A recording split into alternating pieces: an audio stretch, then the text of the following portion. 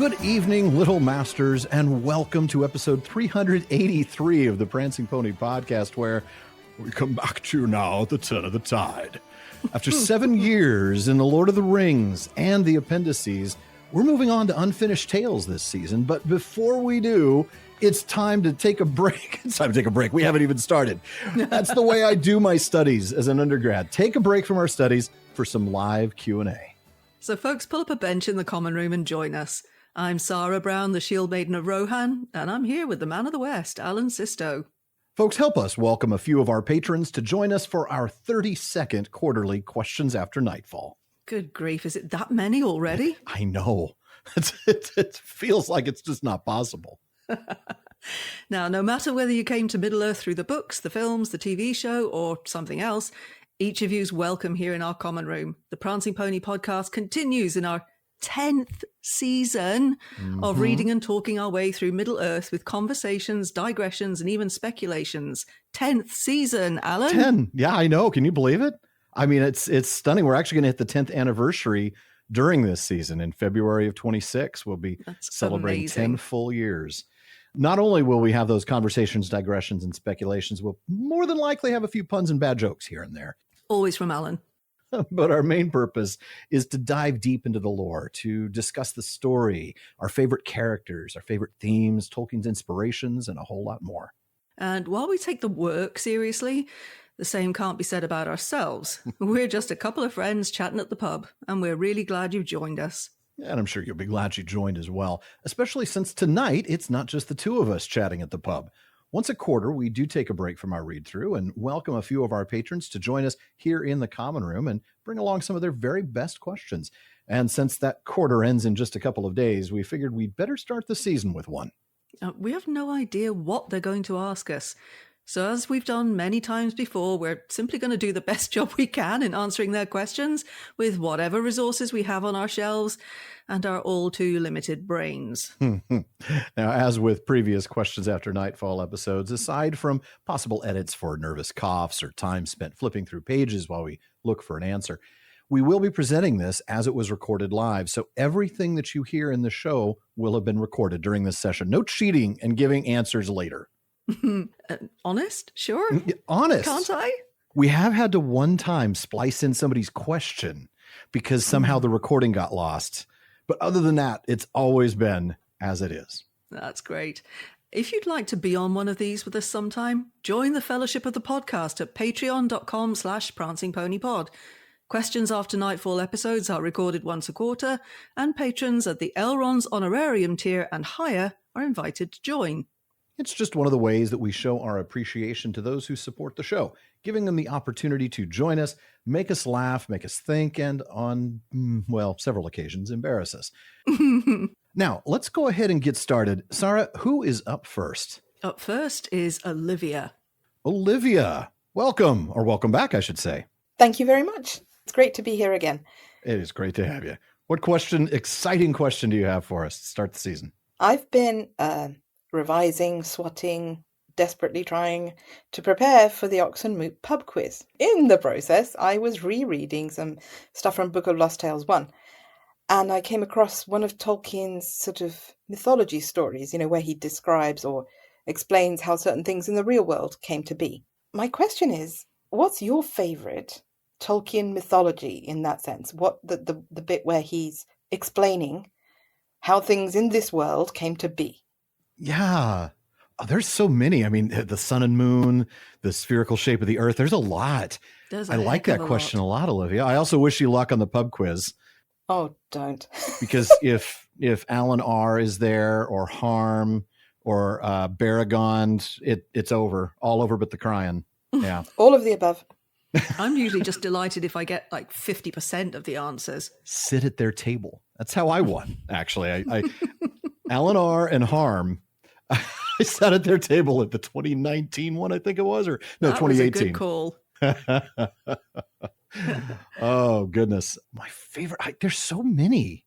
I really do love the sun and moon, though, I think. If I have to come up with one, it's Aryan and her carrying the sun. I'd love her attitude towards Morgoth, her just absolute fearlessness and the way her bright fire just scares the heck out of him.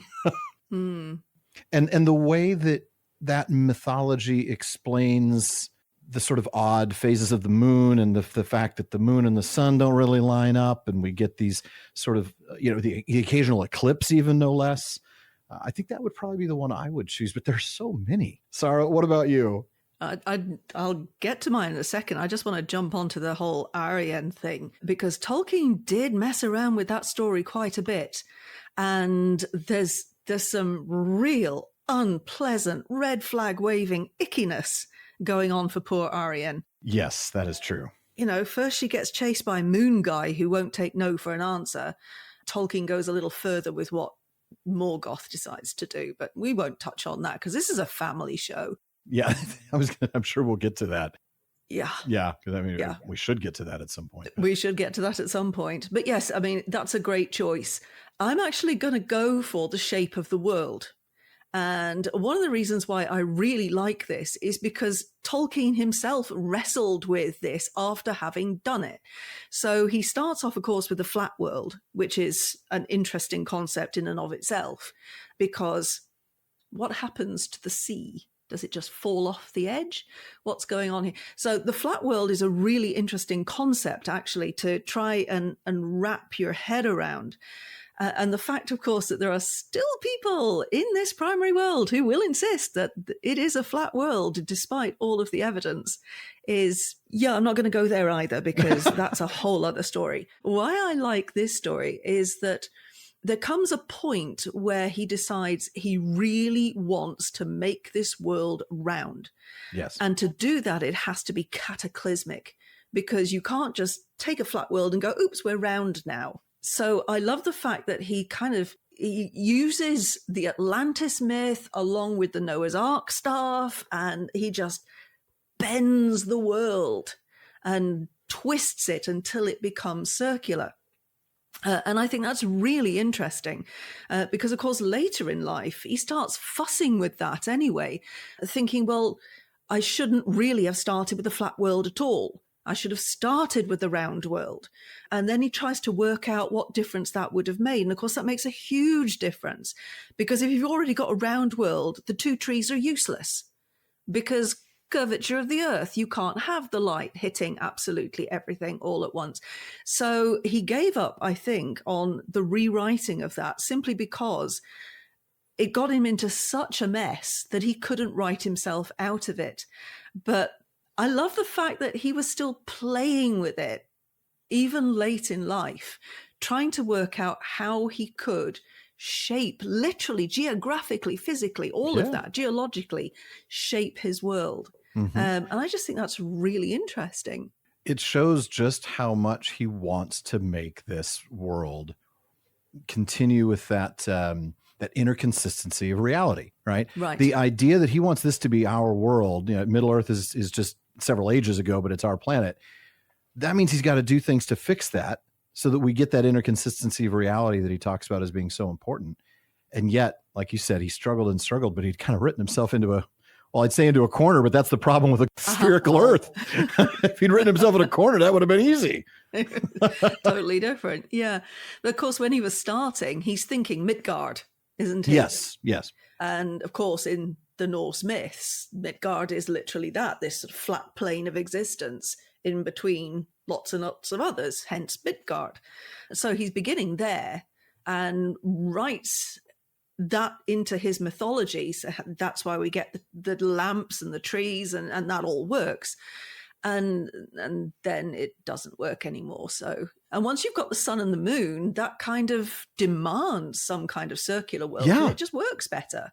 Yeah, it does work a lot better. I mean, when he tries to explain the sun and the moon in conjunction with the flat Arda, it's hard to, like, wait a minute, so you just rush behind stage and get back over to the other side? And right, I mean, so you get that visual, don't you, of them going, la, la, la, la, la, wee, la, la, la, la, la. Yes, that won't come over very well on the recording. But that's me indicating a nice kind of circular swan-like movement over the top of Middle-earth, and then a skids across underneath to get to the other side. Exactly, a very cartoon sort of, smoke coming from the feet sort of deal. Yeah, I like that. There were some other things that came to mind. They were smaller things, well, smaller than the moon and the sun, I suppose. But I also really liked how Ainulindale gave us an explanation for just basic geological features. I mean, the idea of mountains and valleys and how, they would carve them up, they would build them up, and then Morgoth would come and just, mess with it. And all of these things, even Ilúvatar comes to Manwë and or to Ulmo and says, did you ever even think of the fogs and this mist? But look, the heat, look what it's done with your water. It's created these clouds and this water vapor, and now you get closer to be closer to Manwë. So, I mean, I just love how it sort of even explains things like the weather and basic geography. Really fascinating stuff. Mm-hmm. Great question, Olivia. I like that one. Thank you. Yeah, great start. Thanks for that, Olivia. All right, Sara, who's up next? Next up is Kevin. Kevin, welcome. Thank you. It's good to be back. So, going into Unfinished Tales and having never read it before, I'm looking forward to get into the story of Galadriel and Celeborn. And over listening to the podcast, we've heard a lot about the different kind of rewrites that Tolkien has done for Galadriel's backstory since her inception when he wrote The Fellowship arriving in Lothlorien.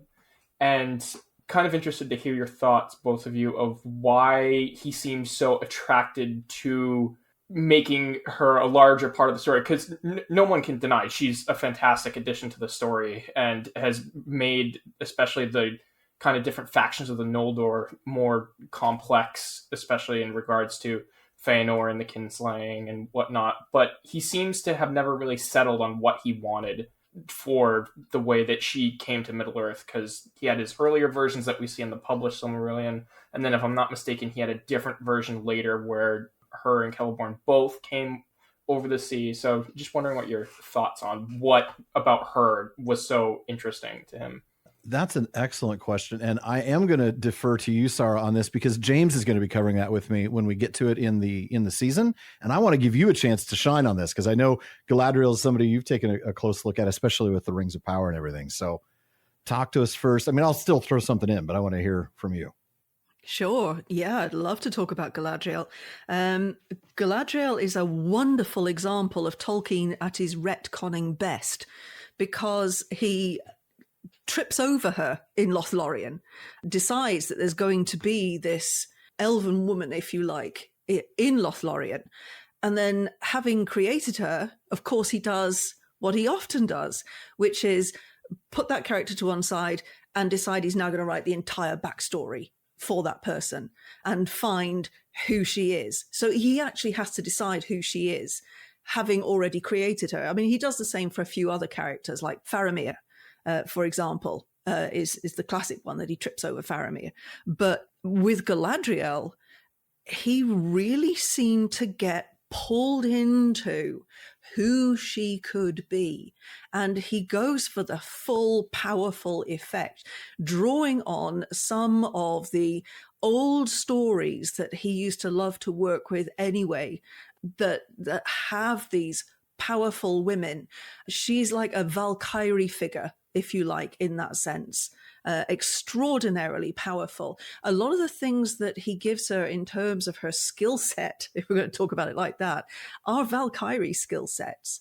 And that includes things like making and weaving that she does. So I think what he was doing there is having a lot of fun to start off with, creating this incredibly powerful female figure. And anybody who tells you that there are no powerful female figures in Tolkien has not been paying attention. But then he has to, because he's got his sort of Silmarillion thing going on in the background, in which the elves end up back in Middle-earth because of the whole Fëanor no jewelry issue, right? So he has to decide how Galadriel, therefore, makes it over into Middle-earth. What is she doing there? And, you know, how come she's got a ring of power? What is going on here? And so he actually goes all the way back to this idea of Feanor, and he makes Galadriel and Feanor have a familial connection, but also not friends, or as it's described in the Unfinished Tales, they are unfriends forever. I love that phrase. Yes, exactly. They really don't predicted get on. social media before social media was a thing. Exactly. So what he does is he finds a way to push her into even the ancient histories. And then because he's created this really powerful character, how do you get that powerful character to show that she's powerful from the very beginning? And so what you get in the Unfinished Tales is a description of her as this extraordinary, even amongst the elves, this extraordinary female character who is tall and strong and athletic and skilled. I mean, really top 1% of her class kind of idea. No doubt about right? it. Overachiever, Total from overachiever. the beginning. Yeah. But along with that, because Tolkien's very good at creating really interesting, great characters that have flaws, because that's what makes them interesting and great, really. Would Feanor be half as interesting if he wasn't an absolute doofus? I would say no, right? If he just said, yeah, you can have my Silmarils, I mean, that would be the end of the story, really, wouldn't it? So, yeah. Right. What we want is flawed characters because flaws are more interesting. Again, if you look at the Fellowship, every single one of them has a flaw, different kinds of flaws, but that's what makes them really interesting. I was going to say human, but of course some of them are not human. Specifically not, right. Right. So what's the flaw that Galadriel has? Pride, right? And a desire for power. She actually does have a similar level of pride and desire for power that Feanor does. It's just that she doesn't jump off that cliff the way that Feanor does. In any of the versions, right? I mean, in any of the because the tales, in Unfinished Tales, we'll get multiple versions of Galadriel, including the very last one that Tolkien was working on. I think Christopher says literally in the last month. In the last month of his life, yeah. Unbelievable. That's the one that I think you were referring to when you talk about her being powerful even in Valinor, right? Where she's like, I think that the text says the equal, if unlike in endowments, of Feanor. Yes. But you're right. The pride, she still wants to go and exercise her talents and rule a land. She's brilliant. She's swift in action. And she wants to go do this thing. Yeah. She wants to rule a land of her own. Mm-hmm. She wants to be in charge girl of somewhere. And, that does show a sense of pride and desire for power that is similar to Feanor's, but is a little bit more controlled. Mm-hmm. Which is a good thing considering. But yeah, when we get to later in life, of course, Tolkien starts to completely retcon all of this because in one of his letters, he says Galadriel's a penitent and, this is why she can't just go home. And then at the end of his life, he's saying in another letter, Galadriel did nothing wrong. She's not a penitent at all. She left with the blessing of Manwë. Really? How did that happen? And he never actually managed to write that properly. Yeah, it's fascinating that towards the end of his life, he was looking to make of her a Morian character. And it just doesn't quite work. And I'm glad it didn't work, actually, because she's so much more interesting for being flawed. Yeah, I think so. Anyway, that's my... Thank you for coming to my Galadriel TED Talk. I'm trying to think of the timeline. I know that the talk or the letter where he says that she was a penitent was in 71. It was near the end of his, within a year and a half or so before he passed away. But I'm trying to remember, was it one of the letters to Father Robert Murray that he talked about her basically having done nothing wrong? Because I know she came up a lot in some of his letters to Father Murray. It's a later letter where he says that she's done nothing wrong. That's wild. I mean, I was imagining those to be like 20 years apart, but he just is not sure where she fits in all this. Back and forth. Yeah. And I suppose he worries that he's created this character who is so incredible and so amazing. He wants to make her better somehow. But again, I'm really glad he didn't manage that. It doesn't strike me, and I don't have any Catholic theology to fall back on in terms of my understanding of Mary, but it doesn't strike me that he initially viewed her in that way, but he certainly came to see that. And, we get references of things like the lembas, which is viaticum, and it's, all this. But like you said, it's better that he didn't make her essentially flawless. That the theology would have demanded for her to be, without sin, for her to be, compared to Mary. And so the flawed character is far more interesting. The fact that she struggled with that same pride, but handled it differently. The idea of this late Galadriel, the one that he was working on at the very end, when you go to Unfinished Tales, one of the things we read there is this desire of hers to go and rule these lands and exercise her skill set was, it seems, known to Manwë, and he had not forbidden her, but nor had she been given formal leave to depart. And then Feanor pulls his rebellion, and in fact, she ends up fighting against him in Aqualunde. Now she goes off and sets off before Feanor. She actually arrives before Feanor in Middle-earth, but now she's under the ban of the Valar. It's important that she spends some time with Melian, actually. But it's also interesting that when Melian asks her, okay, so what happened on the journey over? And Galadriel doesn't want to tell her. No. She's, there's this thing. Yeah, bit of a bumpy ride. She tries to downplay it, tries not to have to share the details. Yeah. But it is good that she spent that time with Melian. I mean, I think if there's a character in the first age that's underrated, it is Melian. Oh, don't get me started. I mean, she was literally underrated at the time because nobody listened to her. Mm-hmm. But even when we look back on it, the power that she had and the wisdom that she showed really would have been, I think, a perfect tempering of Galadriel's pride. Yes. Would have helped her to be more grounded than, like a Feanor type. More thoughtful, develop her wisdom. Yes, absolutely. And that does take time. That's the thing. Elves are notoriously long-lived, as we are aware. And it's just like we grow, they do as well. So she was able to get a lot of wisdom from Melian. Great stuff. I'm really looking forward to that. I think the history of Galadriel and Celeborn is going to be like an 8-episode run, folks. That's going to be a really fun time digging into all the different versions and texts and things. Should be great. A lot to talk about there with you and James. Absolutely.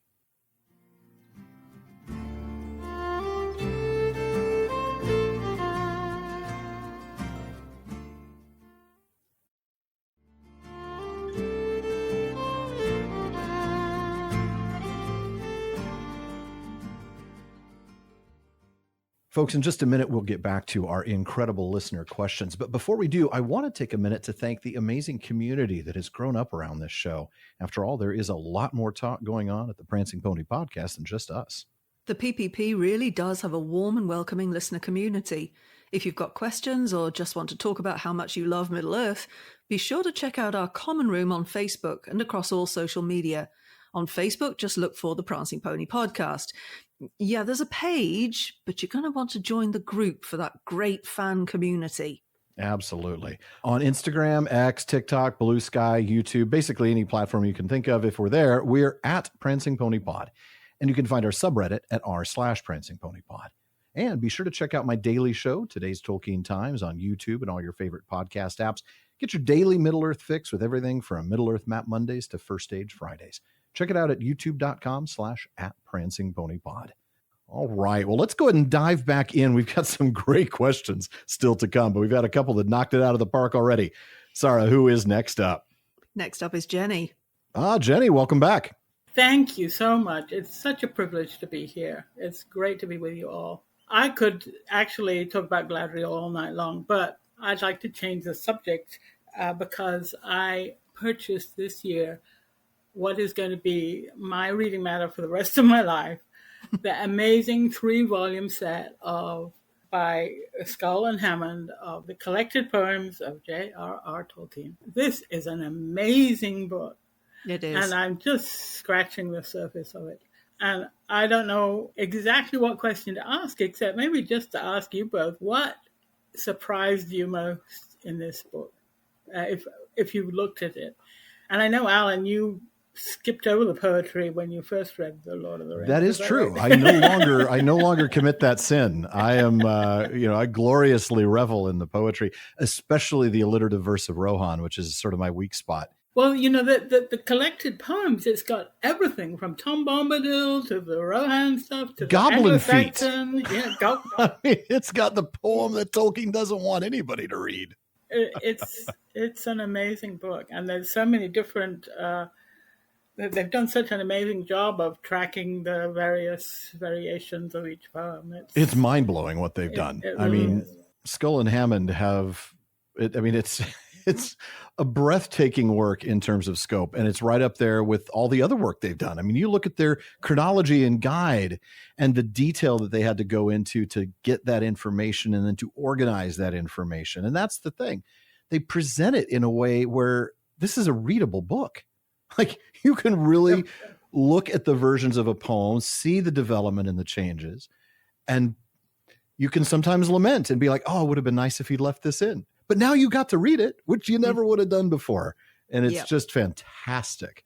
I, like you, only scratched the surface. But Sara, you actually have been teaching a class on it, haven't you? I have, yes. For Signum in Space, I've been teaching through all 3 of the volumes. I did 3 months on volume 1. I've completed 3 months on volume 2. And next week I begin volume 3. So I'll tell you about what surprised me, and then I'll tell you about what my favorite poem has been so far. Okay, so what surprised me is just how good at poetry Tolkien was when he was very young. Yes. Yeah. 20. Insanely good. One of the things that we have is in this 3-volume anthology is the ability to look at the development of each poem, because in most cases there's different versions, different drafts of the poems. And for some of the poems, he returns to them 10, 20 years later and rewrites, redevelops. And that's really interesting to see what he does there. But even for the ones that we go back to like 1915, and we look at some of the poems he was writing when he was still a schoolboy, for example. Yeah. And wow, he was such a talented kid. He really was. Yeah.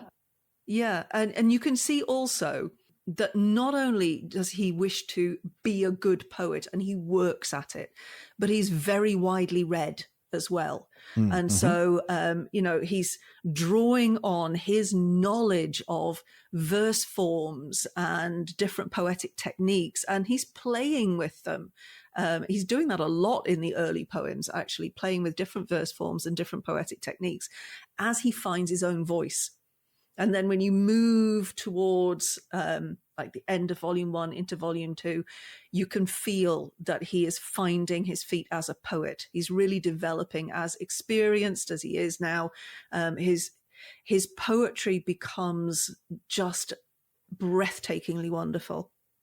So that's the thing that surprised me, was just how good he was from such a very, very young age at writing poetry.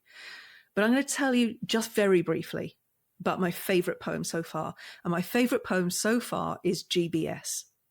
And it's the poem that he wrote or attempted to write to commemorate his friend, Geoffrey Batch Smith. And it's just heartbreaking. I tried in one of the space classes, I tried to read the fullest draft that we have, tried to read it for them. And I got as far as like 4 lines from the end, and I broke down because it's absolutely heartbreaking. If anyone's going to be at Oxenmoot, by the way, I'm actually talking about GBS in my talk for Oxenmoot. But I've now done quite a bit of work on that poem simply because it just draws me. The pain, it is honestly, I have described this poem as being like a howl of pain, and that's exactly what it is. So it's strange perhaps to have that as a favorite, but I feel so connected to Tolkien's pain at his loss, which then of course is informing all of the things he writes after that. To me, it's there in GBS. Yeah.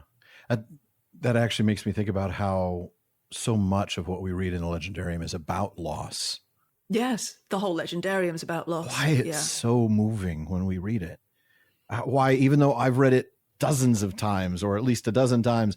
And yet I still get to these moments and I weep.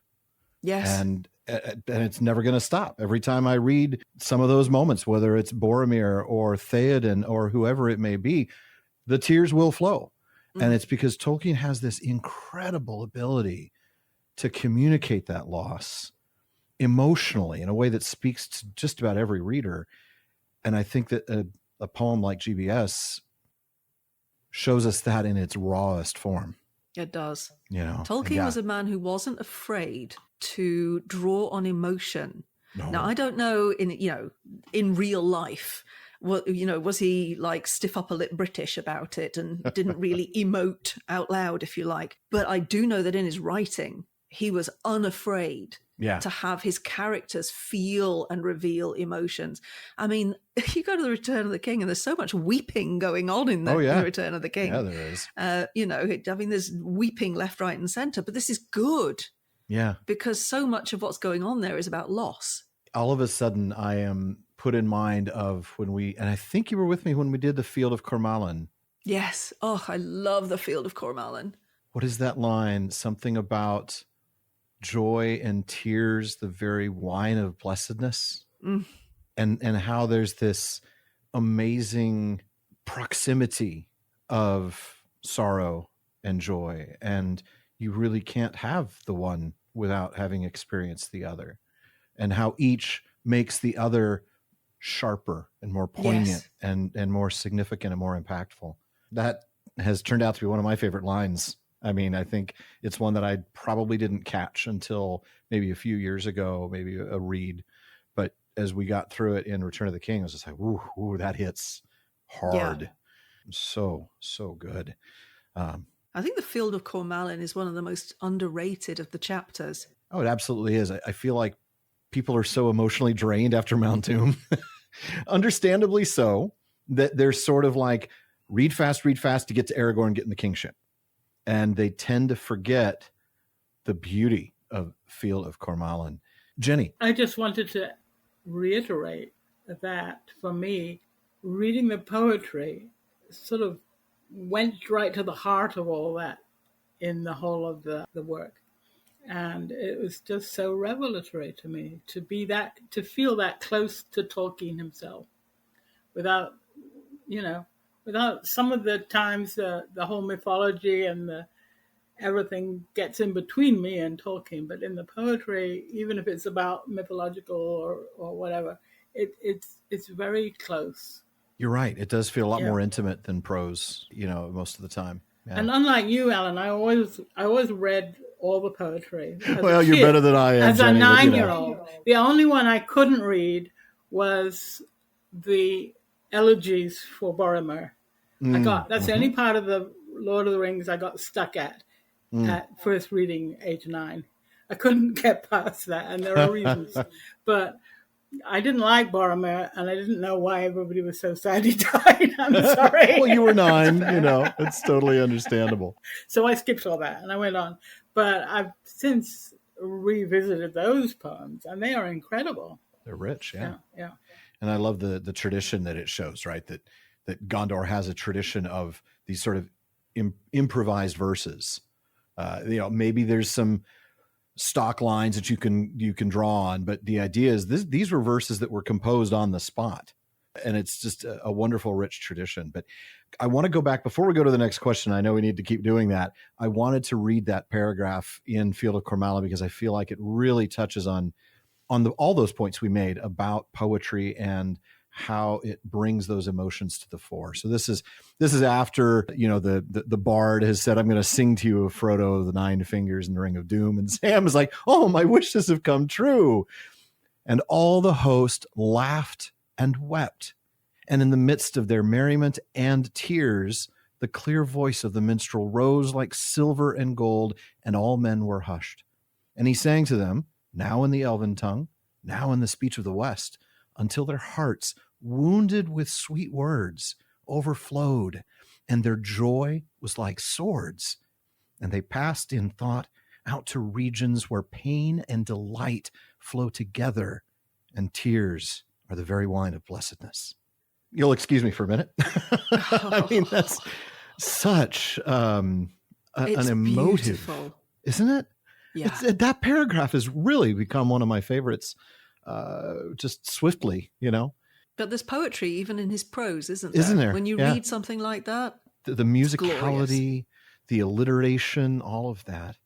But yeah, just real briefly, the thing that surprised me the most, I think, in the poetry volumes, and I have not read all of it, it was great to get a poem about Scatha the worm. oh yeah. I was like, whoa, what is this? Cold drakes aren't just drakes without fire. They're cold. They can actually do these terrible things with their cold. That was something. I think my favorite, though, was reading the various versions of Malbeth the Seer's Paths of the Dead, because he changed that so many times. For a very long time, he actually had the three lords, being Aragorn, Legolas, and Gimli, as part of the poem. We get this line, 3 lords I see from the 3 kindreds, halls forgotten in the hills they tread, elf lord, dwarf lord, and man forwandered. From the north they come by the paths of the dead. And it's just so cool to see him work this thing and develop it and change it here and there. And yet it changes significantly over time. And it's just so rich to see him do that. So fantastic stuff. Great question, Jenny. Thank you. All right. Well, everybody wipe your tears. Sara, who is next? It's Sam. Sam. Thank you. It's good to be here. If you had to assign each of the members of the Fellowship a role in a band, what would they be? What instruments would they play? What would they sing? You can go full orchestra or horns, whatever. Okay. Boromir's a little flashy. He wants to play lead guitar. Aragorn is the rock solid, steady bass player who just stands there in the background. He's the star of the show, but nobody knows it. You play the bass, Sam? All right. Hey, that's good company. Legolas plays the keyboards because it's probably the least rock and roll of the instruments that are going to be on the stage. And I just don't see Legolas as being particularly rock and roll. Gimli on the drums. Gimli on the drums for sure. Gimli is banging out that rhythm. Merry and Pippin are backup vocalists, and they're never on key. They are never on time. And it is hilarious to watch and listen. Frodo is the emo singer. Yeah.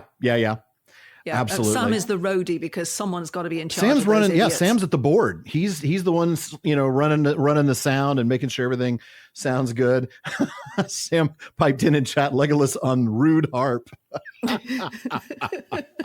Gandalf is using Pippin's head as a drum, says Kevin. Yes, he is. What role does Gandalf have? I mean, he's the stage manager. Yeah. But I mean, is he actually going to ever pick up an instrument and play? I mean, Sam's running sound and is sort of like the lead tech guy for sure. Yeah. Yeah. So that's Boromir, Aragorn, Legolas, Gimli, Frodo, Sam, Merry, Pippin. Yeah, it's just Gandalf. So Gandalf as stage manager and MC. Ladies and gentlemen, let me introduce to you the Fellowship of the... They need a new name. And every once in a while, the Eagles open for them. Ba-dum-dum. And everyone goes, yay, the Eagles are coming. That's right. Do they open with Hotel California? Oh, I bet they do. Yeah. Guy here, living it up at the Hotel California. Yeah, I'm sure. I feed him the lines. He sings them back to me. All right. Sam, you want to jump back in? I think you're missing a good opportunity here to have Gandalf while doing stage management. Also, pyrotechnics seems fairly obvious. Oh, yes. Of course he's going to do the fireworks. Of course he is. And only occasionally does somebody get lit on fire. That's probably, I like usually that. It Pippin, works. and usually on purpose. And usually, oops, I did it again. No, I don't want you to sing that song. That's a terrible song. Not in their repertoire. Definitely not in their repertoire. Yeah, Great they don't question, tend to Sam. use spears. They're more swords, aren't they? They are. They are. Nicely played. I like that. Thank you. Pun. Thank you. I'll be here all week. Well, that's up to me. Ooh, is that a threat? We'll see about that. Sam, that was a fun question. I always enjoy that kind of thing. I think we've done like who plays what position on a baseball diamond and all sorts of other fun things before like that. So, all right, Sara, who is next up? Next up is Anthony. Anthony, welcome, or welcome back, I should say. I stayed away for a while. Actually went back and re-listened to everything again. I felt I'd missed it. One thing that I think you said in one of the episodes was you only get to read the books once as a first time, the famous line. Yeah. And no one does it right. Like, because if you read it too early, you skip over the poetry, you skip over the stuff. And I certainly fell victim to that. So I went back trying to do this better the second time. I went back to your podcast.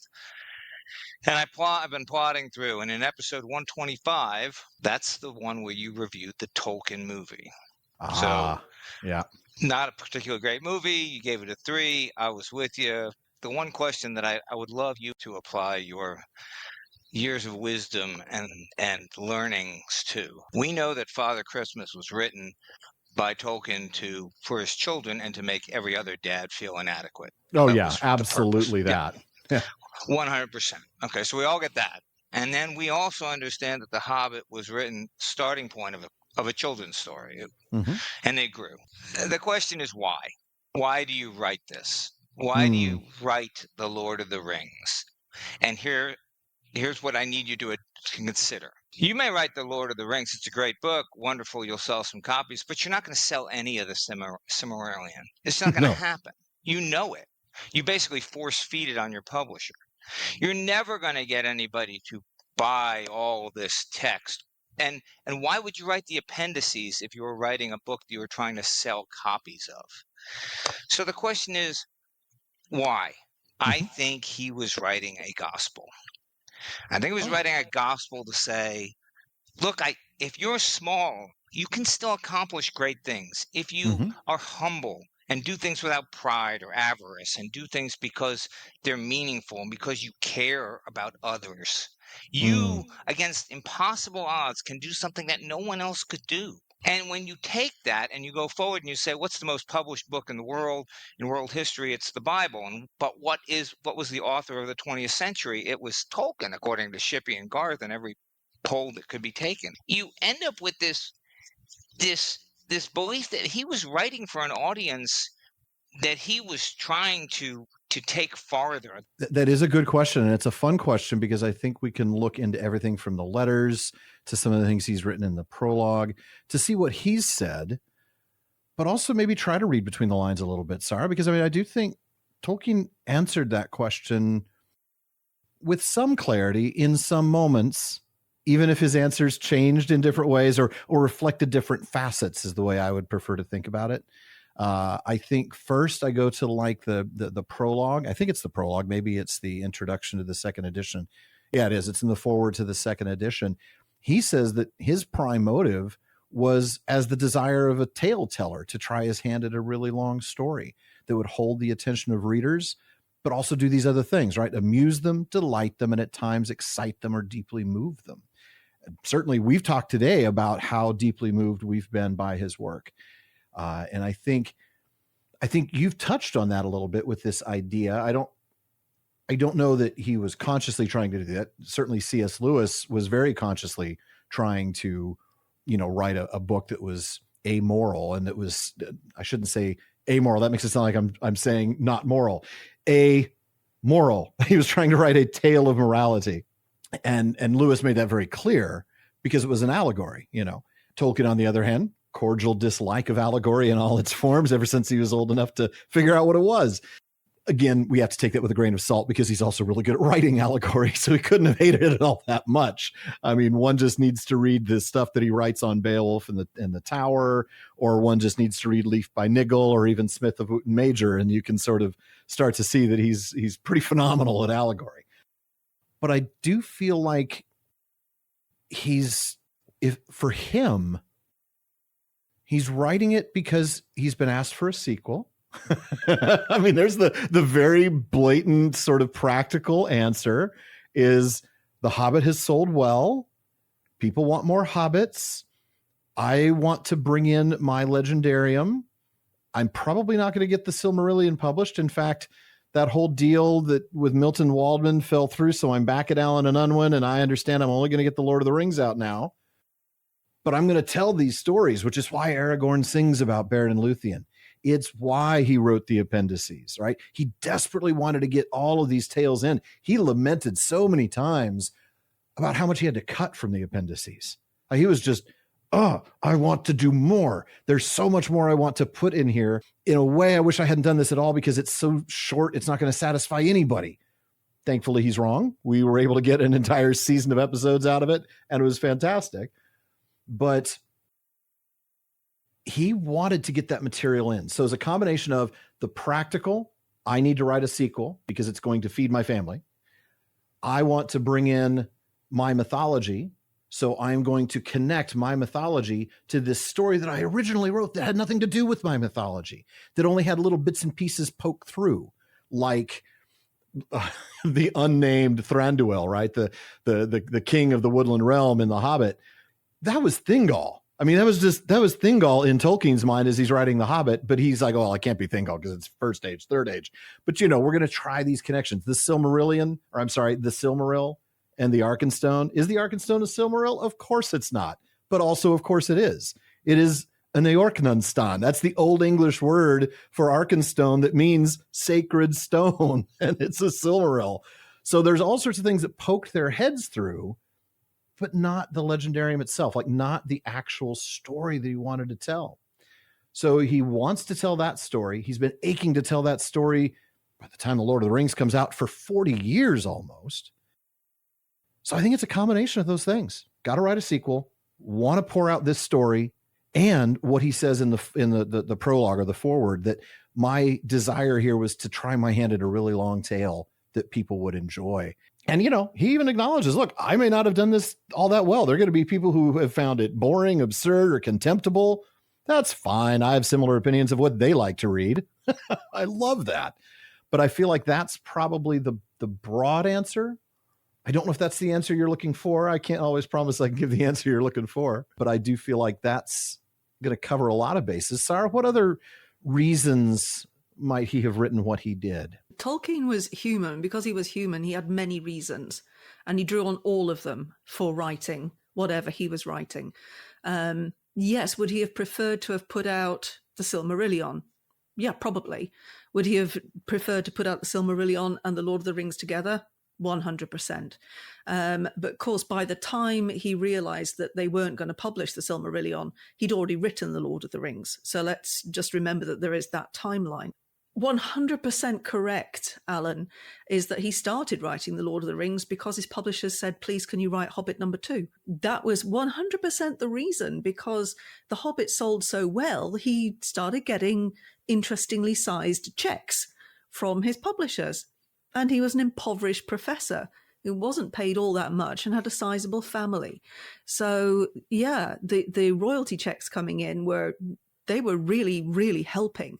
So he did want to write something that would satisfy that desire from his publisher. On the other hand, we can't set aside the fact that when he was writing The Lord of the Rings, which did take him a little bit of time, he was fully immersing that in his Silmarillion world, which he did not do with The Hobbit to start off with, not until it was retconned. So with The Lord of the Rings, that gave him the opportunity to draw on certain things that he'd already thought about for his legendarium. And there are so many examples woven into the text of The Lord of the Rings. And let's also remember that nobody got to see the Silmarillion until nearly a decade after the Lord of the Rings came out. No, sorry, 2 decades after the Lord of the Rings came out. So you read the Council of Elrond, which is one of my favorite chapters, and he starts talking about this Turin guy. I know, you're like, don't what? tell us anything about him. Just, we'll count you among the greats like Turin. Thanks. Can you tell me more about this Turin guy? Yeah. Yes, exactly. So, there's all sorts of things coming together here. But also, I think that the more he got into writing The Lord of the Rings, the more he was able to put into it the themes and concepts and ideas that underpin his Silmarillion. So we have those themes of death and loss and sorrow that permeate this book that does get published, but also that idea that a small person can change the fate of the world, that courage is a thing in the face of overwhelming fear. Courage is a thing. That working together is incredibly important. So that is why it's important that the fellowship is made up of people from different races. 100%. It's vital, right? He's telling us this is how we're supposed to get together to stand against the power of evil. So there's a lot actually going on here. I think there's no one reason why he wrote The Lord of the Rings. Like any human being, there's a bajillion reasons for doing any one thing. A bajillion. How many zeros is that? So many zeros. Jenny, you wanted to pipe in on this one. What do you have for us? Yeah, one of the bajillion things I think was, I don't know where he said it, but to provide a mythology for Britain. Oh, yes. Oh, yeah, very much wasn't Frenchified like the Arthurian legends and was genuinely British to the core. And was also in that same writing, which is letter 131 to Milton Waldman, where he was trying to sell a different publisher on taking The Lord of the Rings and the Silmarillion. He, in specific answer to your question, Anthony, one of the reasons he wanted this story was because it was pre-Christian, that religion didn't take a particularly pronounced presence in the story, which, very much was different from Lewis. I just think it's really important to point out that Tolkien never said he wanted to write a mythology for England. Those aren't Tolkien's words, they're Humphrey Carpenter's words. What he says in letter 131 is that he wanted to write a mythology that he could dedicate to my country, to England. That's correct. Two very different things. That is very different and very important to draw that. Yes. Thank you, Sara, for that very important clarification. Anthony, what do you have? There is no greater parallel than some small person defeating Barad-dûr than some small person defeating the Roman Empire. Yeah. There are no greater parallels. But on that same token, and I don't mean to lawyer you, your answer, I published the Silmarillion because I wanted to, is circular. And so it had to be a greater more. And that's, I genuinely believe there's a greater more. He may have said in his text he didn't want to say this, or he didn't want to do that, or he didn't want to analogize this, or he didn't want to make a statement for this country or those people or this religion. But he was trying desperately to get a bigger story out to so many people. And there is no story, this is the best part that we're all in agreement on, I believe. There is no story, no book that was written in the last 150 years that has drawn more, build on, and taken it to another step. All of the other authors that you can look to, whether it's Heller, whether it's Ludlum, whether it's Ulysses, whether it's James Joyce writing Ulysses, all of their stories stopped there. And all of his stories have continued to spawn like mushrooms greater. There is no writer greater than that. And there is only one parallel text that you can say that about. So that's where I stand. And I think this forum does the greatest job in expanding and bringing up, kind of stone heaving what is underneath the words of the professor. And I appreciate you letting me speak. Thank you. Oh. No problem, Anthony. Happy to do it. I mean, that's why we have these episodes. It's really important that folks get to ask these questions and discuss these things, robustly. Yeah, it's a great in-depth question. And it's a real round the table at a pub question where everybody can just, this is my opinion on this. Yeah. And, no one person is going to be absolutely correct because none of us is Tolkien. Exactly right. I mean, I think the best place to go would be the letters, but Dr. Flieger has made this very clear. Oftentimes you have to take the letters with a pretty big grain of salt based on who he's writing the letter to. You do, exactly. You have to pay attention to who he's writing to, because that makes a huge difference on the tone and the content, the way in which he speaks about his work. And the transparency of what he wants to convey, so much. Yeah, the letter that so many people quote and misquote is the one about how The Lord of the Rings is a Catholic work, if not consciously in the writing, then unconsciously so. If unconsciously in the writing, then consciously so in the revision. And then they stop and mic drop. There we go. The only way to read this is through a Catholic lens. And I just want to hit the brakes and check the front and side view mirrors because, first of all, he's writing to a Jesuit priest. Okay, he's going to be talking about his work in a very different way to a Jesuit priest to how he's going to talk about it to somebody who isn't.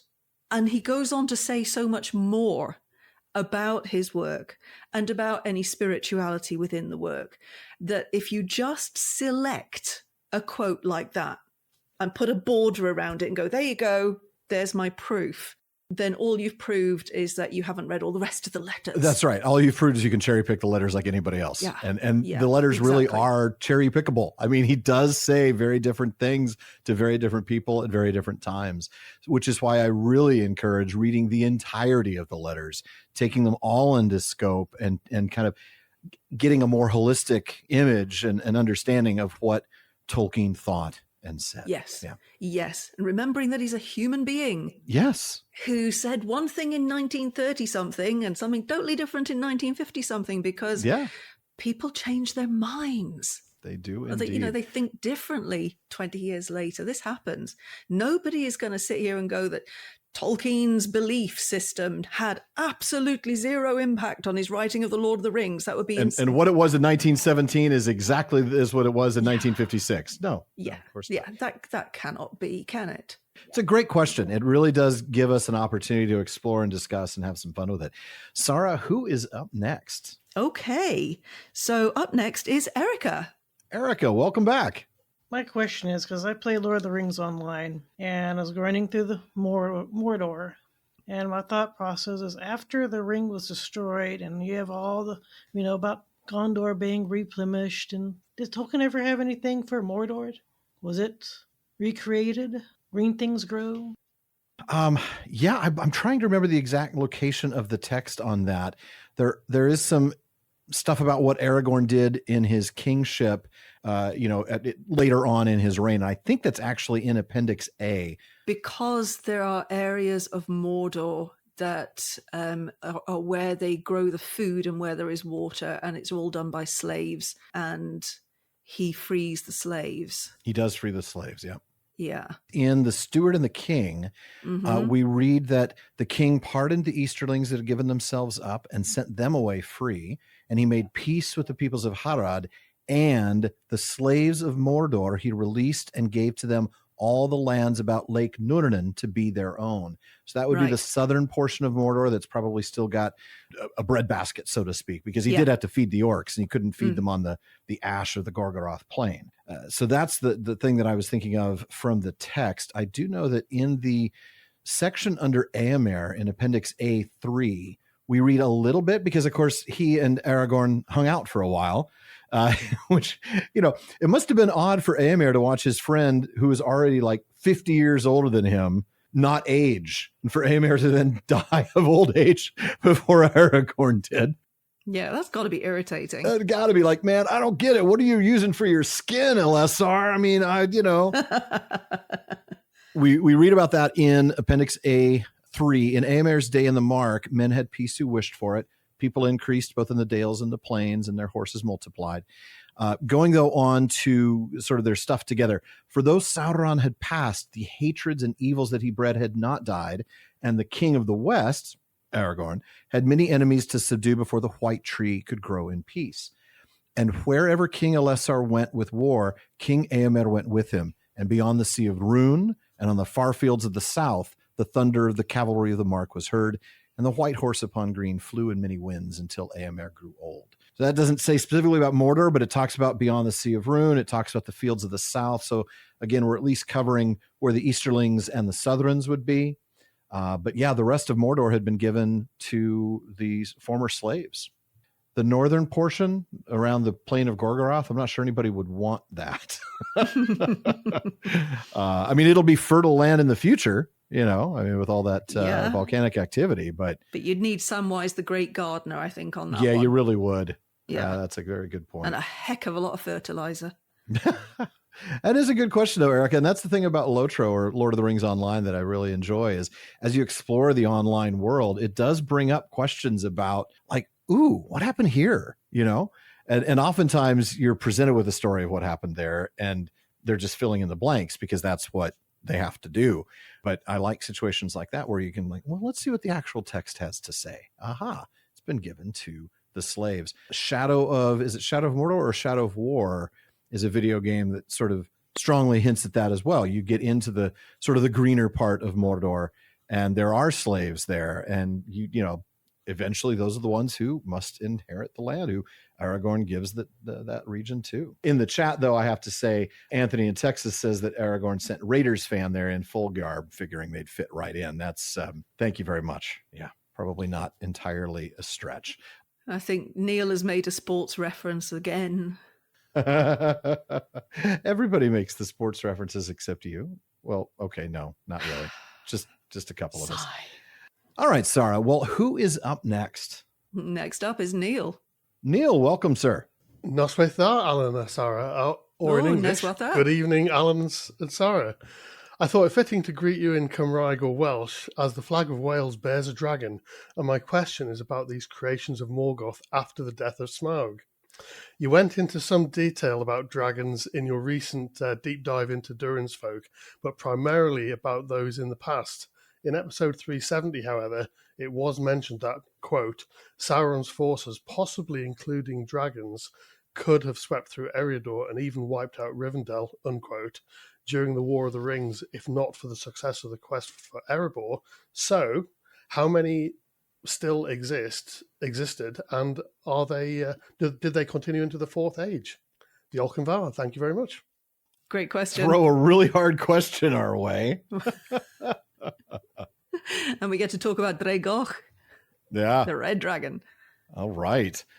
Well, I mean, clearly they do still exist. Smaug was the greatest of those still remaining. Yes, the greatest of calamities. Yeah, the ones remaining would be lesser than Smaug. I know Pippin asks Gandalf, are there dragons in this land? Gandalf doesn't say, what are you, crazy? There are no dragons. He doesn't say yes either. He just says, no, these are the beacons of Gondor, and he explains them. But he doesn't dismiss the question as being foolish. Mm-mm. So, which he would clearly and happily do since it was Pippin. I mean, yes. You know, if Pippin was asking if there were, it'd be like, oh, you idiot. I mean, what kind of fool do you think you, shut your mouth, you little, yeah. Oh, goodness. Yeah. So I think the answer is yes, there are. How many? I have no clue. No clue at all. Sara, is there anything in any text that I'm missing that suggests that numbers a number? The remaining dragons? Not that I can think of, but I've always assumed that they would be either far up north or far to the east. To the east, yeah. And relatively small in number. I mean... Yeah, by this point, I think so. Because if they had a big dragon gang, then they'd have flown over to partake. They're territorial creatures in every mythology, including Tolkien's. And that suggests that then if you go back and look at the evidence of Smaug, there's no other dragon around. It's not like they have to deal with dragons in the Misty Mountains before they get to the Lonely Mountain. So, yeah, I don't think the numbers are going to be very great. I think also Tolkien had a tendency to take these really powerful creatures and make them a little fewer. I mean, I'm thinking of what he did with Balrogs. Yes. You know, earlier in his writings, there were thousands of Balrogs, and they were getting slain by the dozen by the guards in Gondolin. And he's like, actually, and then he's got a note in there, and Christopher Tolkien explains it in one of the volumes of History of Middle-earth that, my father wrote a note, there should never have been, we should never think that there's any more than about 3 or say maybe 7 dragons, or Balrogs, I mean. Mm-hmm. Like, there just weren't very many. And I think the dragons might fall into a similar vein. I'm not saying 3 to 7. I'm not being specific, but I doubt there are a dozen. Let's put it that way. The other thing about the dragons is that they seem to get lesser and lesser and lesser and lesser as we get through the age. I mean, your original dragons were insanely huge and powerful and scary. Yeah. I mean, and Calagon was huge, but Glaurung was even more terrifying. Yeah. But by the time we get to Smaug, I mean, Smaug is not tiny, but if you put him next to Ancalagon, for example, I mean, he's just going to look like a tiny little earthworm. Yeah. Like a little kitten next to a lion. So, you've got that also. There seems to be a lessening of these. Yeah. But I mean, I love dragons. So I would really, really like for them to still be dragons somewhere. But I think that they would be either in the very far north or the very far east and, living their best lives in their own little mountains. Mm-hmm. Yeah, and their own little dragon retirement communities. And, yeah. No, I certainly there would have been a few involved, and Sauron would have been able to persuade them. I don't think they would have been, we've had this conversation too with Durin's Bane. Was Durin's Bane on Sauron's payroll, right? Was he like at Sauron's command? No, almost certainly not. And certainly Smaug was not. But could Sauron, as Gandalf said, could have used the dragon to terrible effect? Oh, absolutely. Yeah. Yeah, I mean, could bribe him into doing something, couldn't you? I mean, let's not forget that a Balrog is also a Maiar. Yeah. So, they're relatively equal. Yes, okay, Sauron's just a little bit shinier as a Maiar, I mean, but he still, might be one of the more powerful Maiar. Yeah, but still, I think that it would be hey, Balrog mate, how about I give you this and then you do this for me rather than you will do this for me, because, And as independent as they are, I kind of get the feeling that the dragons would be even more so. Mm-hmm. Like, what do I need you for? Exactly. But you can provide me more wealth. Okay, we can talk. Yes, because that's all the dragons. We can do that. Exactly. Yes. That's what dragons care about, is wealth. So interesting. Good question. I also love that it gave you the chance to greet us in Welsh. I thought that was fantastically done. Diolch yn fawr, Neil. Good stuff. All right, Sara, I think we've got one more here in round one, right? We have one more, and it is Seth. Seth, welcome. Hey, y'all. Thanks for having me. Happy to be here. So here's my question, right? You get to choose one individual from the legendarium, excluding any of the Ainur, to prepare a meal for you. Who do you choose? And what do you think that they are going to end up preparing for you? Sam, fish and chips.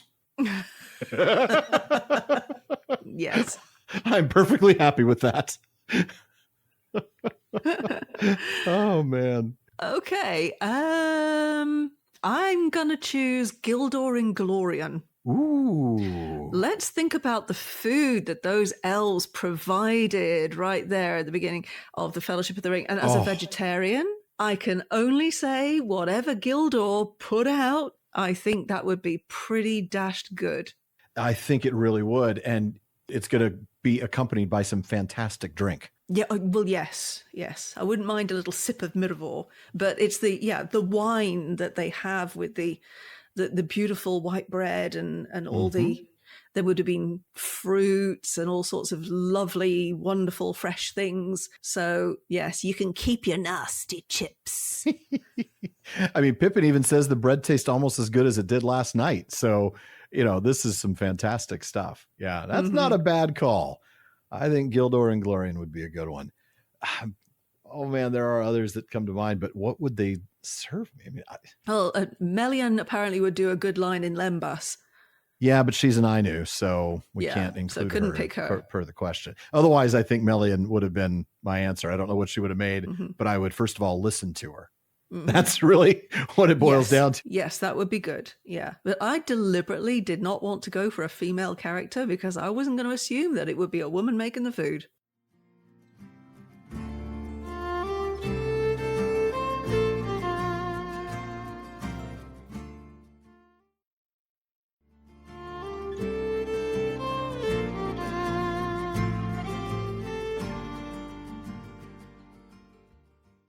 We told you about the amazing PPP community after our earlier break.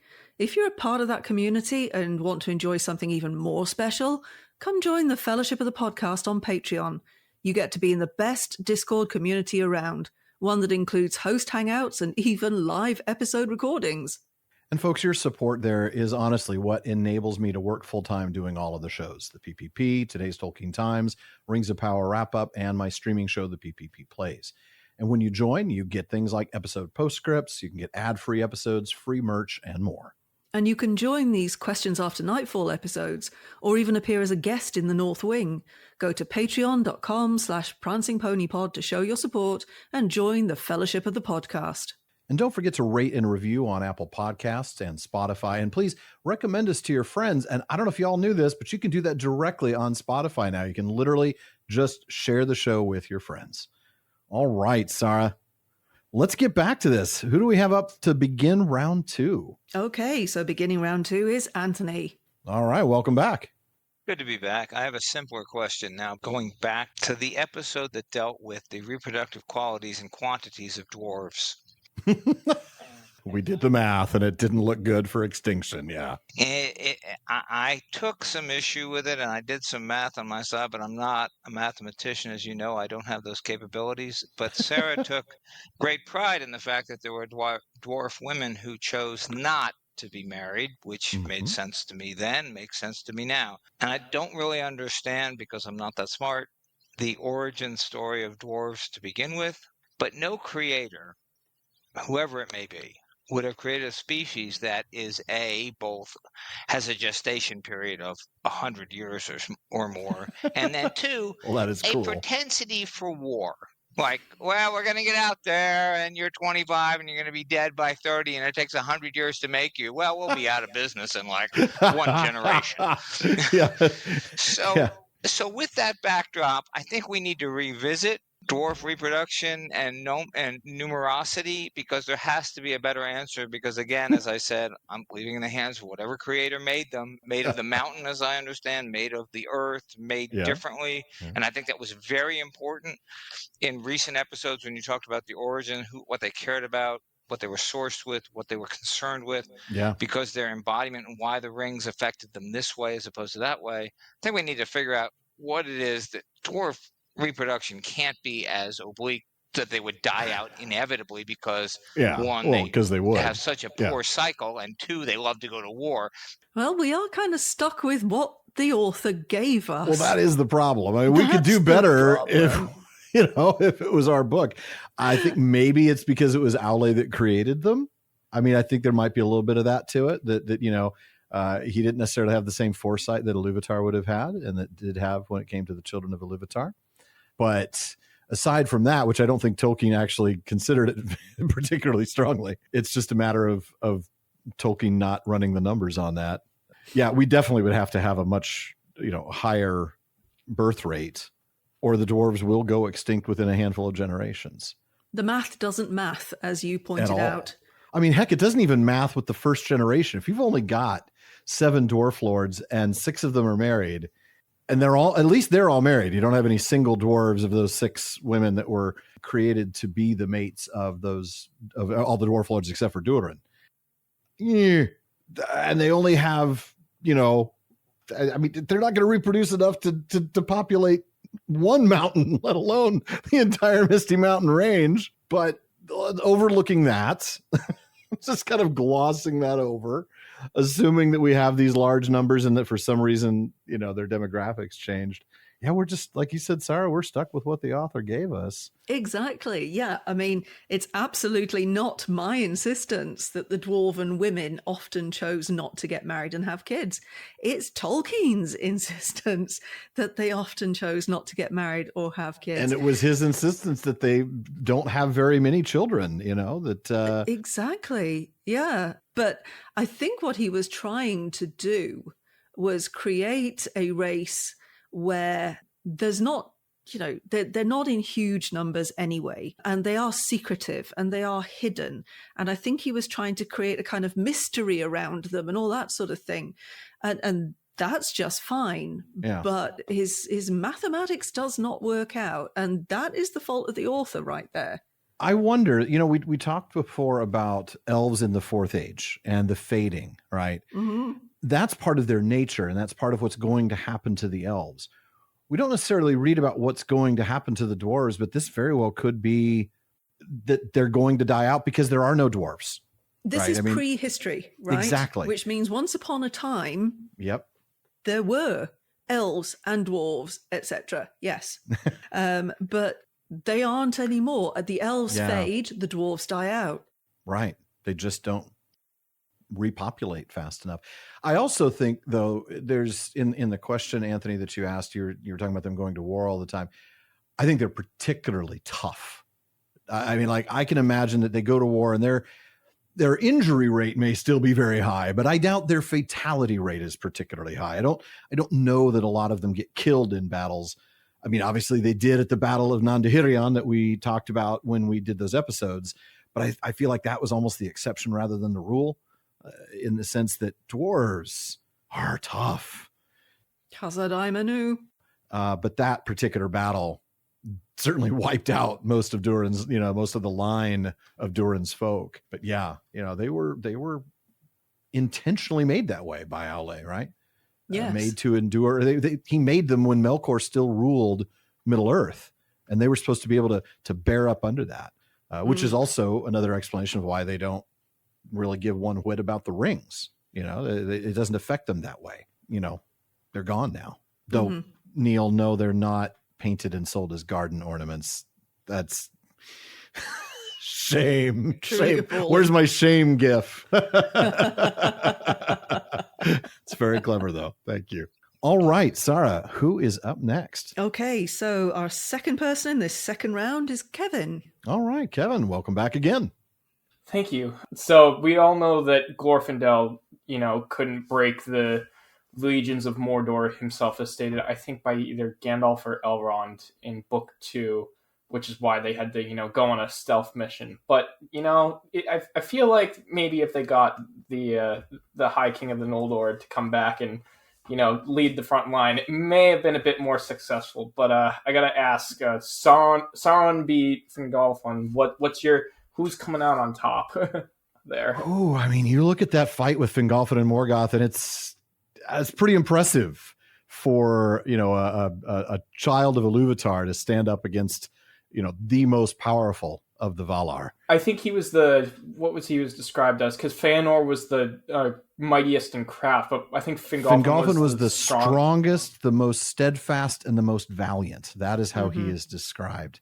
Yeah, and he wounds Morgoth very badly. I mean, it's almost a close call. He would probably stand a greater chance than any other non-Ainu, right? I mean, I think I might give Gandalf better odds in Gandalf the White form, right? The sort of Gandalf unloosed sort of form.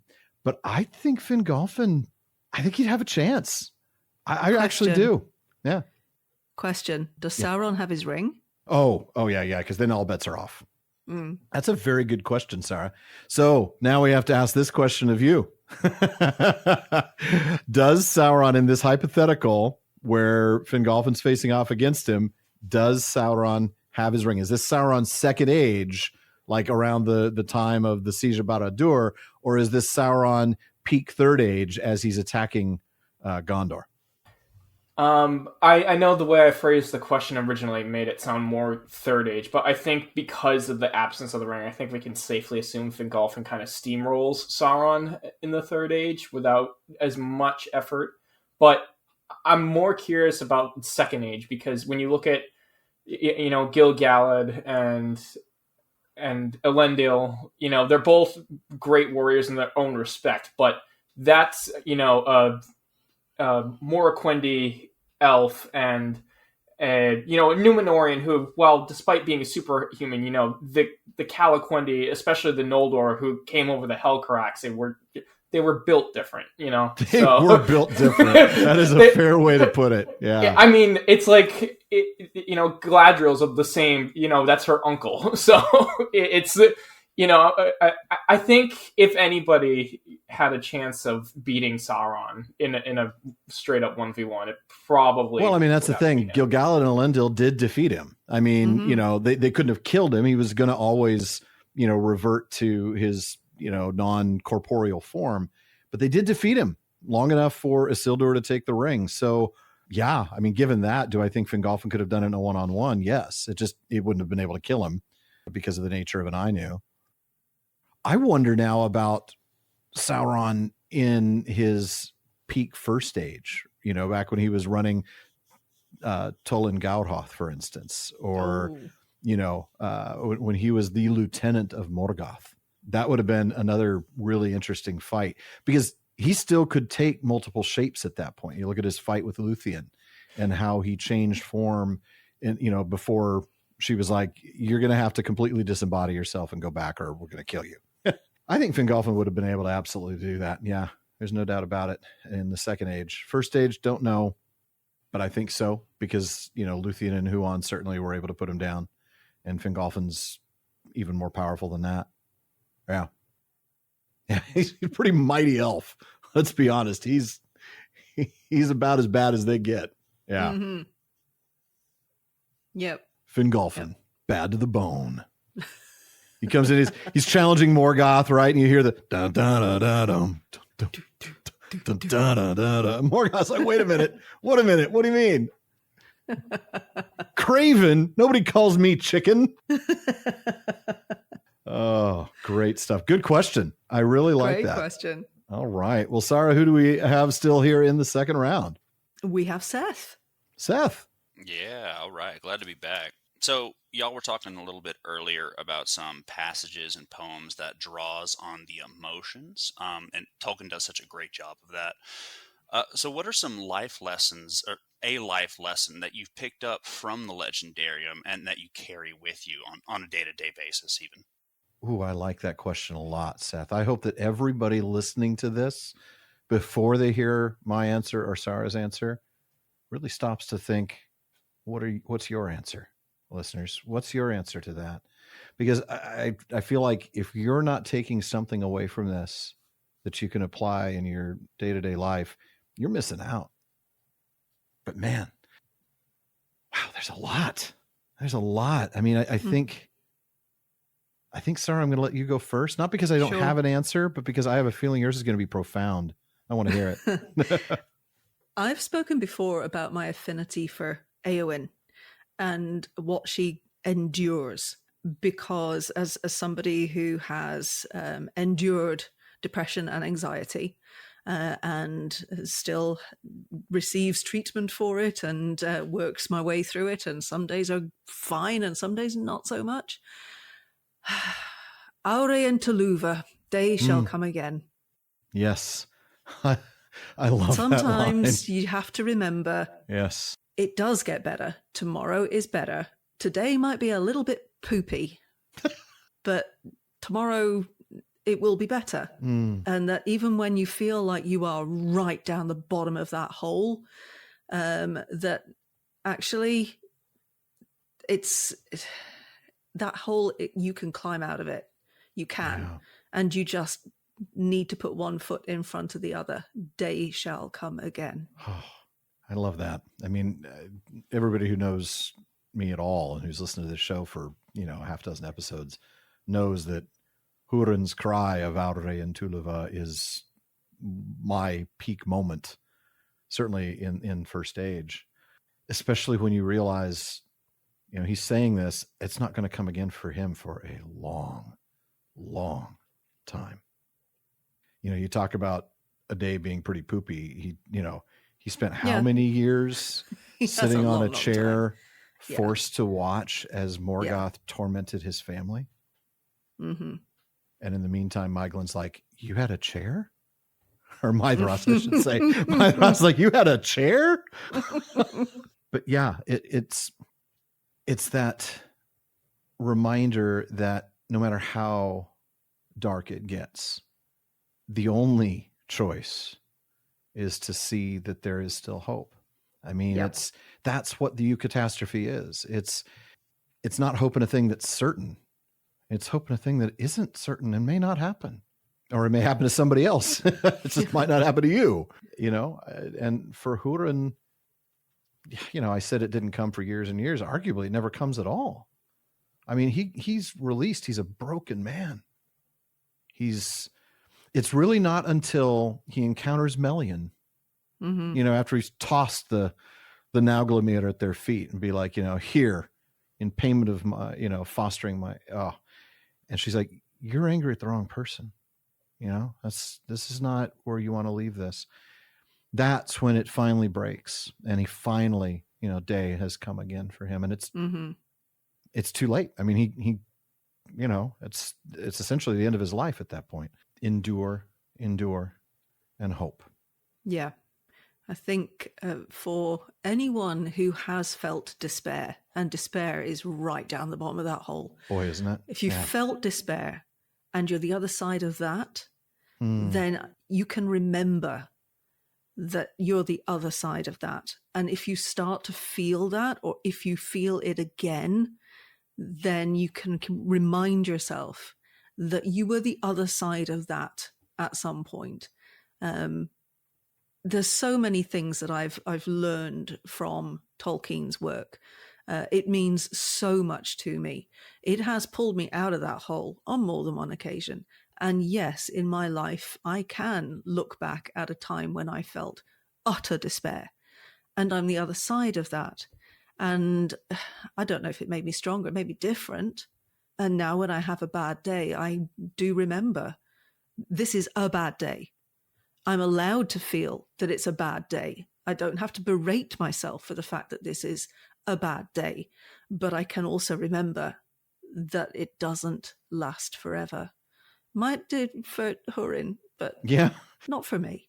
Yeah, and you always have to have hope that it won't last forever, even if it turns out that it will, right? Even if that end is close, it just comes back to what Gandalf says, that despair is for those who see the end beyond all doubt. Yes. Do we who live our lives in a linear fashion from time A to time B to time C, never to experience A again and not to experience E until we've experienced D, can we ever see the end beyond all doubt? No, of course we can't. But it's kind of, I don't know, I've always thought it's all right for you, Gandalf, to say, oh, despair is just for those who see the end beyond. And I'm like, except, except we can actually trip and fall into that and feel it, truly feel it. But it's what we decide to do after that. Do we, like Denethor, give up? Or do we not? Do we pick ourselves up and stick one foot in front of the other, even though it is such an effort? It is. I almost hesitate to stick a second thing in there, but I really want to, because this is something that I've personally felt and developed over the last maybe decade. So it's more like during the time in the show, as I have read this and studied this and made it my life's work. I mean, that's what I do now full time. I didn't start out to do that. But I feel like the other lesson that I've learned from the texts, I feel like I've become somebody who has more empathy and more pity and more understanding for others than I used to have. And I feel like it's such a blessing. It's such a great thing to be able to do. It's hard, it hurts, but it should. That's the point. I think back to our time in not the Houses of Healing. It was Stuart and the King, right? With with Éowyn and Faramir, and how at first it was that he pitied her, and then at the end he's like, no, it's not that I pity you, it's that I see these things in you, right? He grows beyond just this sort of surface emotion and comes to listen to her story and hears who she is and loves her for who she is, and I see, there's so many other examples. I mean, obviously, general pity, for Gollum, and seeing Frodo have that, and Sam struggle with that, to understand that the fate of men is supposed to be what he has been denied. And I go back to something that Sean really taught me when we were talking about these things. He deserves death, right? We talk about that, I think, so often as a punishment. Gollum deserves to die for the evil that he's committed. And yet he points out, actually, he does deserve that. He should be free of this. Wow, that's a light bulb moment. And you start to have a little bit of empathy even for Gollum.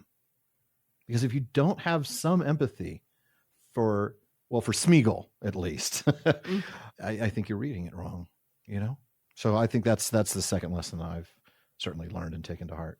Great question, Seth. And listeners, please, not that you have to share your answers with us, but you need to answer that yourself. What is it that you have learned and that you have been able to practice in your daily life as a result of reading this incredible work?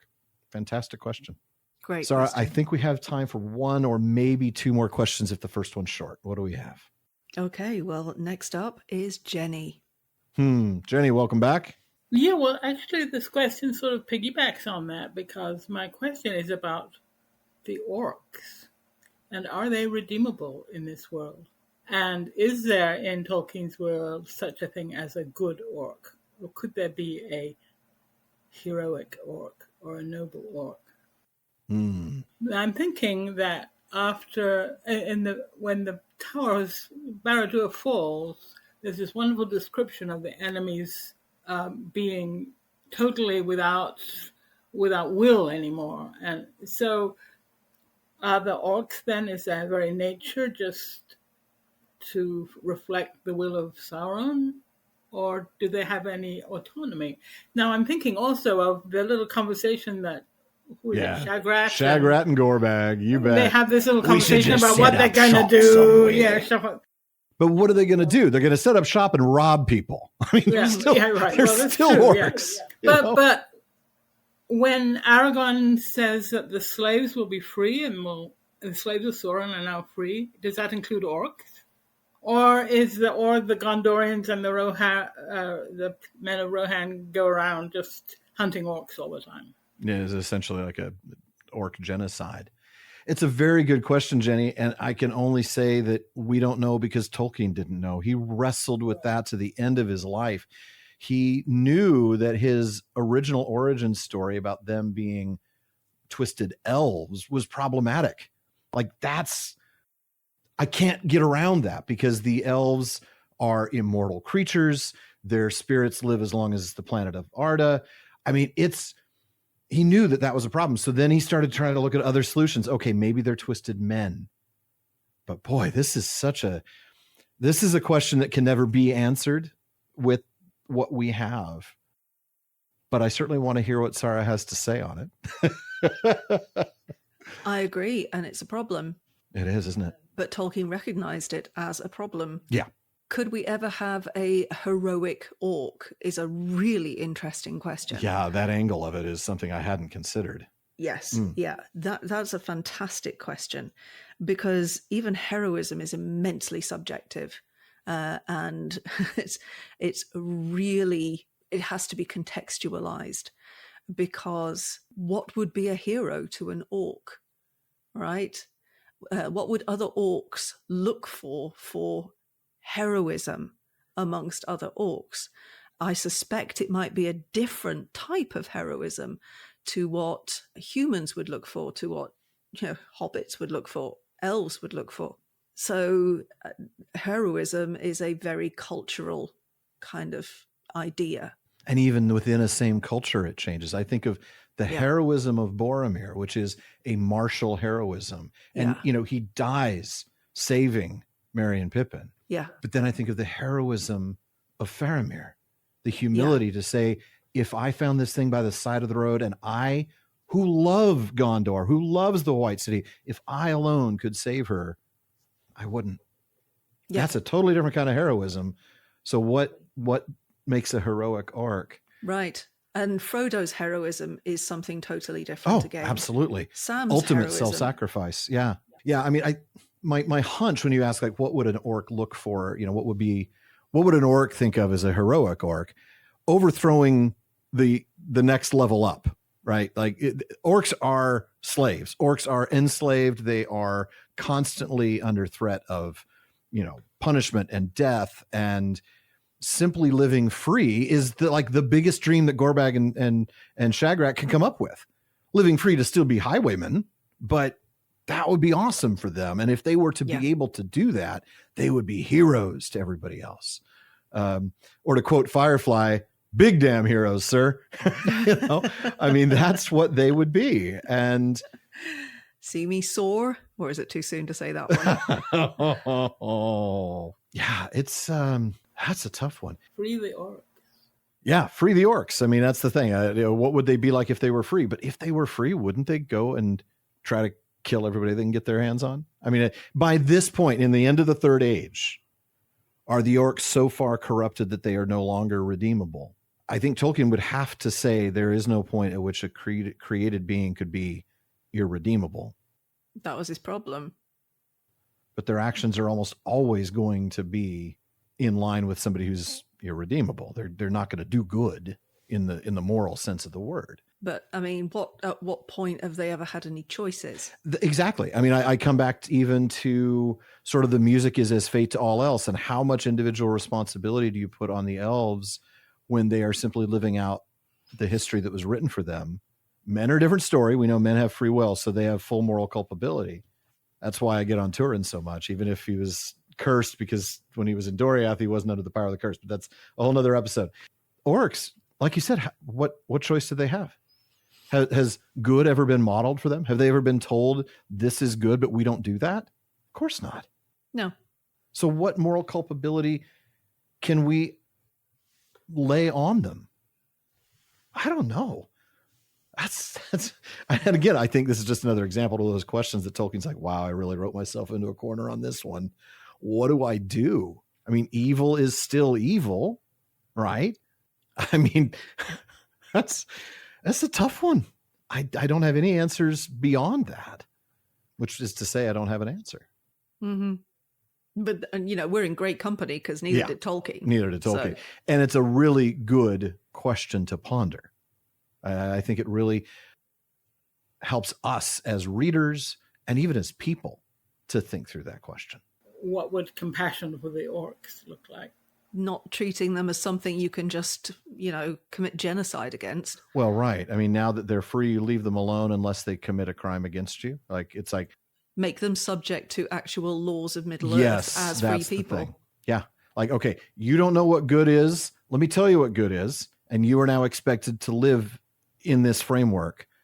You can, do as you want to do amongst yourselves, but you cannot take these men, kill these people, do this thing, and then subject them to punishment if they violate those laws. I mean, they are a lawless people, but only because, Sauron only had a couple laws, basically do what I say. It's the only law that mattered, in Sauron's world.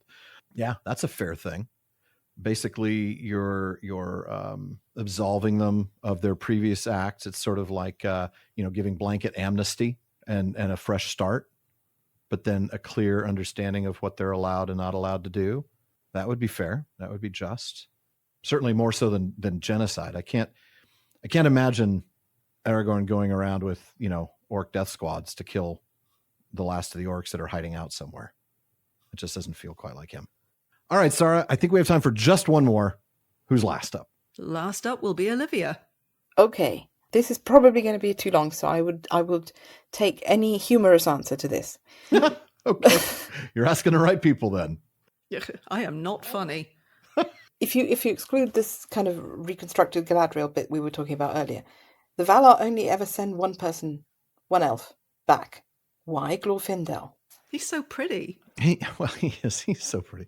Now I'm seeing him. I'm too sexy for a mon. Too sexy for a mon. The serious answer is he's just the only one who's named. Yes. I do believe that others would have, but I think it would be rare.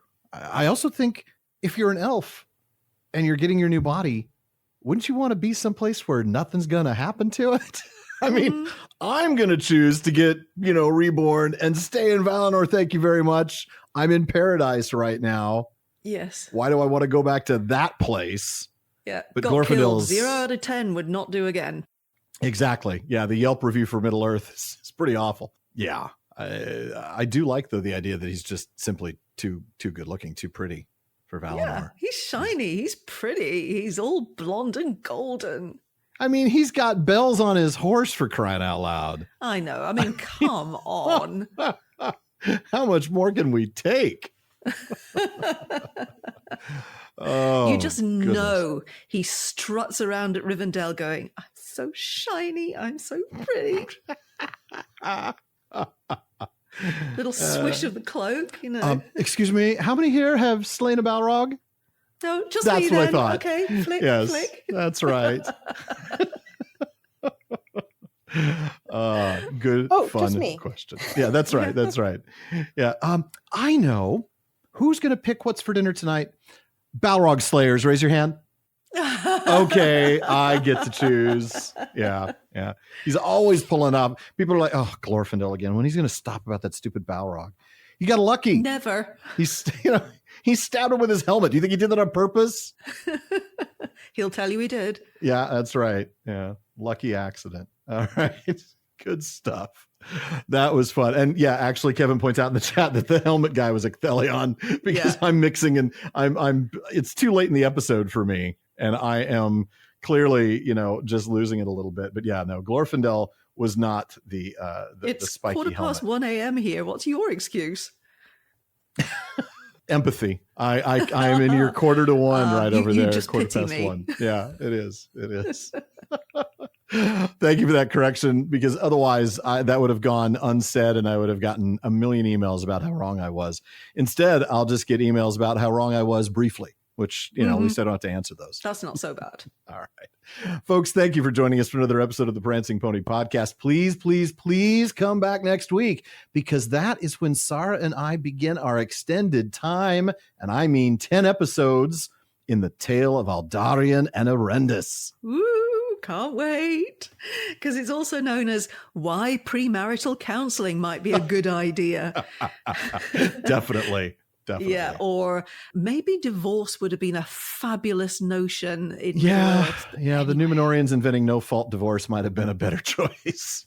Quite possibly. Anyway, Alan and I want to thank the members of Team PPP, editor Jordan Rannells, Barliman Becca Davis, social media manager Casey Hilsey, event and Patreon community coordinator Katie McKenna, graphic artist Megan Collins, and website guru Phil Dean.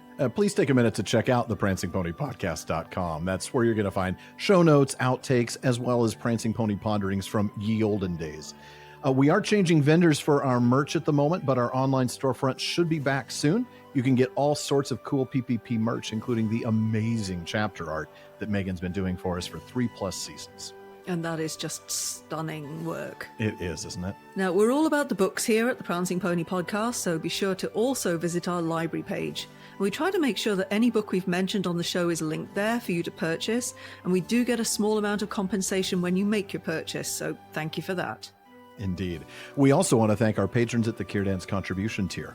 I'll start with DeMay in Alaska, Chad in Texas, Lance in New Jersey, Joseph in Michigan, Kathy from North Carolina, Brian in the UK, Jerry from Washington, Erwin from the Netherlands, Ben in Minnesota, Anthony in Texas, Zaksu in Illinois, Joshua in Massachusetts, Lucy in Texas, Erica in Texas, Vivian in California, and James in Massachusetts. There's also Anne in Kentucky, Sean in New Jersey, Mason in California, Maureen from Massachusetts, Olivia in London, Robert in Arizona, Nick in Wisconsin, Lewis in South Carolina, Thomas in Germany, Craig in California, Kevin in Massachusetts, Bruce in California, Joe in Maryland, D. Scott in California, Jeffrey in Michigan, and Paul in Colorado. Thank you all so very much for your support. Indeed, thank you. Now make sure you don't miss any episodes of the Prancing Pony Podcast. Subscribe now through Spotify, Apple Podcasts, Amazon Music, or your favorite podcast app. And one last thing as always, don't forget to send your thoughts, comments, and most of all, your really difficult questions to Barliman at theprancingponypodcast.com. Barliman does have a lot of mail to sort through though, so we'll try to get to you just as soon as we're able. As always though, this has been far too short a time to spend among such excellent and admirable listeners and question askers. But until next time. How of our. Farewell, folks.